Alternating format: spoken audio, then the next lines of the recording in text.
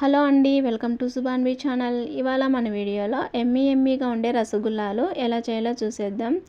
ఇవి గులాబ్ జామున్లా ఉన్నాయి అనుకుంటున్నారా? ఇవి బెల్లంతో చేయడం వల్ల ఈ కలర్లో వచ్చాయండి. చాలా సాఫ్ట్గా ఎమ్మీగా టేస్టీగా ఉంటాయి. ఇప్పుడు మనం 1/2 లీటర్ వరకు పాలు తీసుకొని బాయిల్ చేసుకోవాలి. నాకు చూపించిన కప్పుతో 3 కప్పుల వరకు పాలు తీసుకున్నాను. ఇప్పుడు ఈ లెమన్ జ్యూస్ని పిండేసుకున్న తర్వాత వాటర్ ఉన్న బౌల్లోకి స్ట్రైనర్ చేసేసుకోవాలి. ఇందులో గింజలన్నీ పక్కకు తీసేసుకోవాలి. వాటర్ని లెమన్ని ఇలా కలిపి పెట్టేసుకొని ఇది ఒక పొంగు రాగానే లో ఫ్లేమ్లోకి పెట్టేసుకొని స్టవ్ని ఈ లెమన్ వాటర్ వేసి ఈ పాలను మనం విరగొట్టేసుకోవాలి. మనకి ఈ పన్నీర్ మొత్తం రెడీ అయిపోతుంది.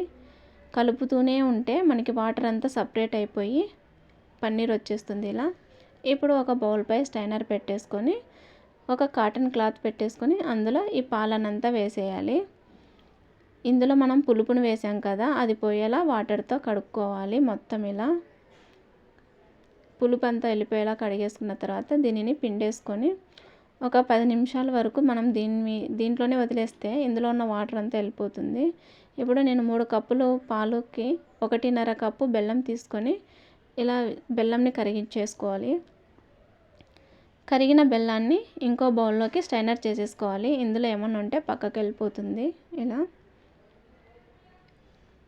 ఇప్పుడు దీనిని మూత పెట్టేసి పక్కకు పెట్టేసుకుందాం. ఈ పన్నీర్ని మొత్తం మనం ఇలా తీసుకొని ప్లేట్లోకి దీన్ని 15 to 20 మినిట్స్ మ్యాష్ చేసుకోవాలి. ఇలా ఇందులో మీకు వాటర్ ఉన్నట్లు అనిపిస్తే కొంచెం సుజీ రవ్వ యాడ్ చేసుకోండి, 1 స్పూన్ అంతా. ఇప్పుడు మొత్తం బాగా మ్యాష్ చేసుకుంటే ఇలా బాల్స్ చేసుకోవడానికి వచ్చేస్తుంది. ఇలా బాల్స్ అంతా చేసుకున్న తర్వాత ఈ పాకంని హై ఫ్లేమ్లో పెట్టి ఉడికించుకోవాలి.